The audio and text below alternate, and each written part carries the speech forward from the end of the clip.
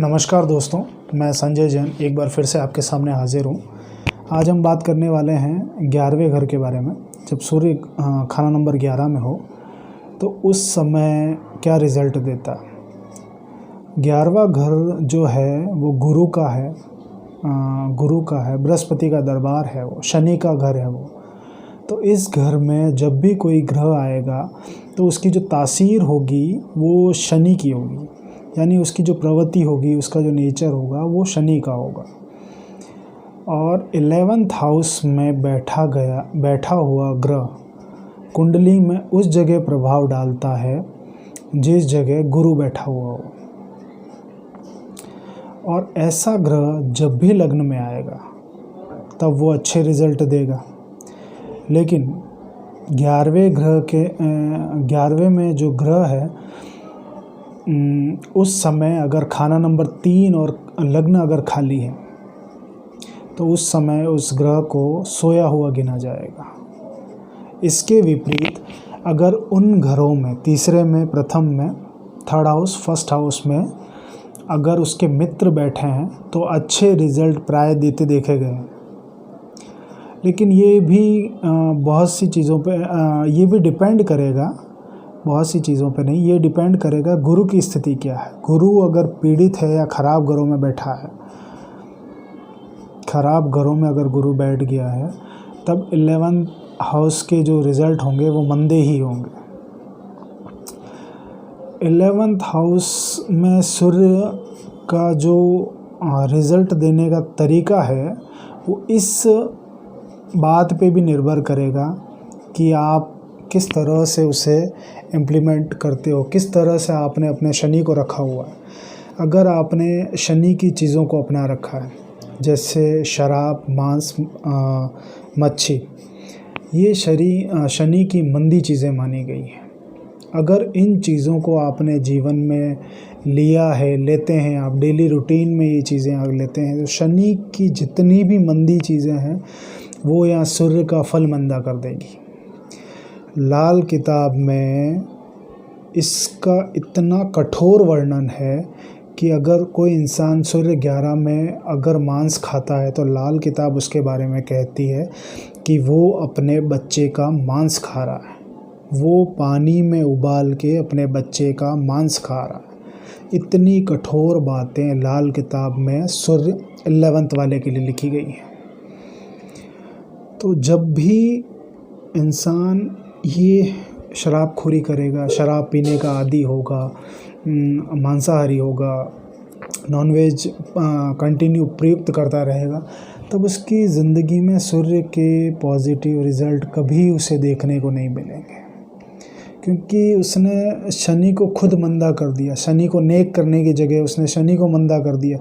और शनि मंदा होते ही जब सूर्य 11th में है तो वो चलता ही इसी शर्त पे है कि शनि की फितरत क्या है।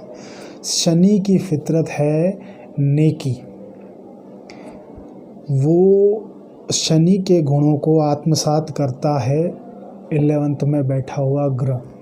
और यहाँ उसने वो ऑब्जर्वेशन ली उससे। अब इस चीज़ में ये होता है कि अगर 11th में है और 5वां घर भी आपका पीड़ित है, 11th हाउस में सूरज है और 5वां घर भी आपका पीड़ित है, तो संतान के सुख खराब हो जाते हैं, औलाद के सुख नहीं मिल पाते। और अगर ये सुख मिलने के कगार पे हुए तो ये उस समय ज़िंदगी में आपको मिलेंगे जब आपकी आयु 45 साल प्लस हो जाएगी। बाकी औलाद के लिए आपको जीवन भर तरसना पड़ेगा अगर सूर्य की इतनी बड़ी गलतियां हुई है तो। ये उस समय लिखा जाता है जब 5वां घर भी पीड़ित हो और सूर्य को आपने अपनी दिनचर्या से, अपने डेली रूटीन लाइफ से ऐसा बना दिया है कि वो सिर्फ बिगड़ के रह गया। अब चीज़ें आती है, ये तो हो गई कि सूरज मंदा कब हो सकता है या सूरज किस तरह का हो सकता है। इसमें अब ये चीज़ें जानते हैं कि इस सूरज को पॉजिटिव करने के लिए क्या करना चाहिए। सबसे पहले तो आप शनि को नेक करें। शनि को जब नेक करेंगे तो धीरे धीरे सूर्य खुद नेक होता चला जाएगा। शनि की मंदी चीज़ों का साथ छोड़ें, जैसे शराब पीना आप छोड़ें, नॉनवेज खाना छोड़ें आप। जिस दिन आप ये चीज़ें कर देंगे, नॉनवेज खाना छोड़ देंगे, शराब पीना छोड़ देंगे, शनि की फितरत जब छोड़ देंगे तो सूर्य के अच्छे रिज़ल्ट अपने आप आने लगेंगे। उसमें कुछ सलाह भी है कि सूर्य को अच्छा करने के लिए आप एक तो वेल मेंटेन रहें, अच्छे कपड़े पहने आप। मतलब आपको इस तरह से वेल मेंटेन रहना है कि जैसे कोई अपन शर्ट पहन रहे हैं तो वो बिना सिलवट की पहने, प्रेस की हुई शर्ट पहने, प्रेस की हुई पैंट पहने, और अच्छे ड्रेसिंग सेंस जो हो वो बहुत अच्छा हो। कमाल का ड्रेसिंग सेंस होना चाहिए ताकि कहीं भी जाएं तो एक इम्प्रेशन पड़े। और अच्छा खाना खाएं, सात्विक खाना खाएं, नॉनवेज को हमेशा के लिए छोड़ दें, नमक कम खाएं। ये भी एक चीज़ है जो सूर्य 11th के समय आपको ध्यान रखनी थी। सूर्य 11th में सबसे पोलाइटली बोलना आप शुरू करें, क्योंकि जितना ज़्यादा आप पोलाइटली बोलेंगे उतना ज़्यादा आप अपने सूर्य को धीरे धीरे मजबूत करते चले जाएंगे, अच्छा करते चले जाएंगे, नेक करते चले जाएंगे। इसमें ये है कि जितना ज़्यादा आप धर्मी होंगे, जितना ज़्यादा आप धर्म कर्म करेंगे, इन चीज़ों में ध्यान होगा, जितना आप बृहस्पति को मजबूत करेंगे उतना ही ज़्यादा सूर्य मजबूत होता चला जाएगा। जितनी नेकी आप करेंगे, नेकी बृहस्पति है, बृहस्पति के घर में बैठा है सूर्य, तो जितनी नेकी आप करेंगे, जितनी उदारता आपके अंदर होगी, सॉफ्ट हार्टेड बने आप, मदद करना सीखें, उदारता सीखें आप, तो इन चीज़ों से बहुत फ़र्क पड़ेगा। अब चीज़ें ये आती हैं, इसके कुछ उपायों के बारे में बात करते हैं कि सबसे पहले तो आप शराब छोड़ें, मांस छोड़ें, वेजिटेरियन बने। अगर सूर्य 11th के आपको रिज़ल्ट लेने हैं, और अगर नहीं लेने हैं तो वो अलग चीज़ है, बाकी अगर लेने हैं तो इसकी सबसे पहले नॉनवेज छोड़ने के बाद इसकी जो गलतियां आपसे हो गई हैं उसकी दुरुस्ती के लिए पंडित जी ने 1942 में लिखा था कि अगर आपसे ये भूल हो गई है तो अब इस भूल का प्रायश्चित करने के लिए आप अपने वज़न के बराबर दूध देने वाली बकरियां, आप अपने वज़न के बराबर दूध देने वाली बकरियों के बराबर बकरे जंगल में छोड़ने से सूर्य 11th हाउस का प्रभाव जो है वो ख़त्म हो जाएगा। अब ये भी बहुत गहरी चीज़ लिखी थी उन्होंने। और लेकिन अब जैसे मान लीजिए कि किसी का वज़न 50 किलो है और एक बकरी 2 लीटर दूध देती है दिन में, तो इस हिसाब से अगर आपका वज़न 50 किलो है तो आपको 25 बकरियों के बराबर वज़न के 25 बकरे जंगल में छोड़ने से आपको सूर्य 11th हाउस के जो दुष्प्रभाव हैं या उसका जो प्रायश्चित है, गलतियों की जो दुरुस्ती है, वो यहाँ से सही होगी जब आप 25 बकरे जंगल में छोड़ दें। लेकिन इतने बकरे छोड़ना आज के परिप्रेक्ष्य में संभव नहीं है, क्योंकि एक तो महंगे इतने हैं, ऊपर से ये प्रैक्टिकल भी नहीं लगता।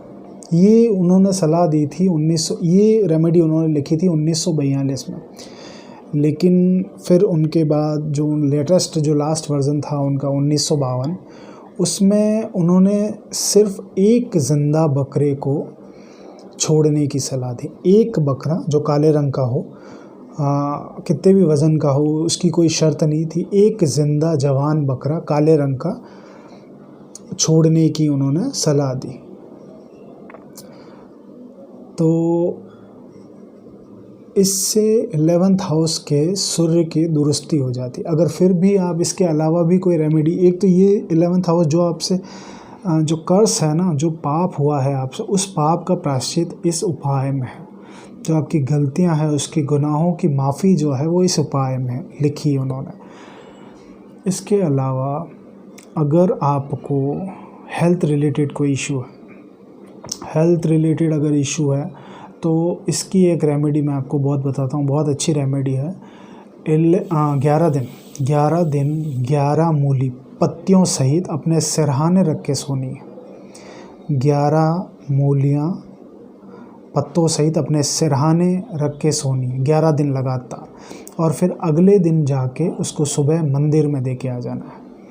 इससे आपकी जो हेल्थ में जो डिस्टर्बेंस है, हेल्थ रिलेटेड इशू है, वो सेहत सदा उत्तम रहेगी। कहने का मतलब सेहत सदा उत्तम रहने का ये उपाय है। बहुत सारी चीज़ों का भी उपाय है, बहुत सारी चीज़ें स्वतः ही सही हो जाती है इस रेमेडी करने के बाद। और 11th हाउस में एक ये लिखी जाती है, इसमें ये भी लिखा जाता है कि 43 दिन कर लें आप, 11 दिन कर सकते हैं आप, 43 दिन कर सकते हैं, 11 दिन कर सकते हैं। इसके अलावा कुछ चीज़ें जैसे शनि की चीज़ें, बादाम है, मूली मैंने आपको बताई दी, शलजम है, इन चीज़ों को 43 दिन या 11 दिन मंदिर में पहुंचाने से ही सूर्य के दुष्प्रभाव धीरे धीरे ख़त्म होने लगते हैं जब सूर्य 11th हाउस में।